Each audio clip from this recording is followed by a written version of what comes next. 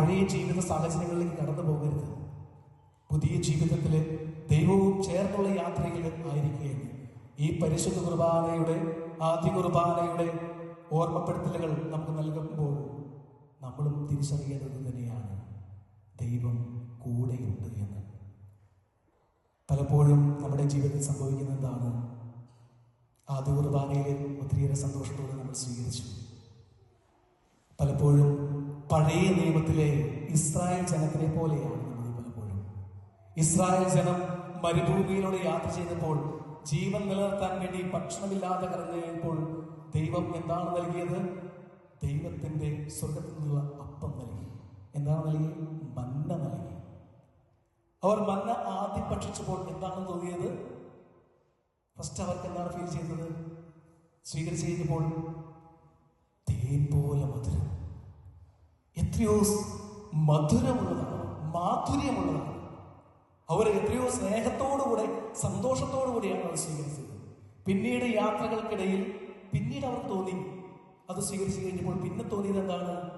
ഓ, ഇതെന്തോ എണ്ണ ചേർത്തൊരപ്പം പോലെയുണ്ട്, എന്തോ എണ്ണ ചേർത്തപ്പം പോലെ. പിന്നീട് അവർ യാത്ര ചെയ്തപ്പോൾ പിന്നീട് അവർക്ക് തോന്നി, ഇതിനെന്തോ ഒരു ചവപ്പ് ചുവ, ഇതിനെന്തോ ഒരു ചവപ്പ് ചുവ. പിന്നീടും അവർ യാത്ര ചെയ്ത് കഴിഞ്ഞപ്പോൾ അവർക്ക് തോന്നി, ഒരു വിലകെട്ടപ്പം, ഒരു വിലകെട്ടപ്പം. നമ്മുടെയൊക്കെ പരിശുദ്ധ കുർബാനയിൽ നമ്മൾ ചിന്തിക്കുമ്പോൾ ഇത് തന്നെയല്ലേ?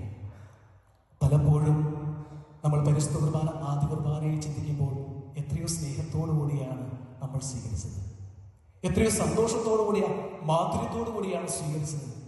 പിന്നീട് യാത്രകളുടെ ഇടയിൽ, ജീവിതയാത്രയിൽ ഇപ്പോൾ ഞാൻ നിൽക്കുമ്പോൾ എത്രമാത്രം സ്നേഹത്തോടു കൂടിയാണ് ഞാൻ സ്വീകരിക്കുന്നതെന്ന് ചിന്തിക്കണം.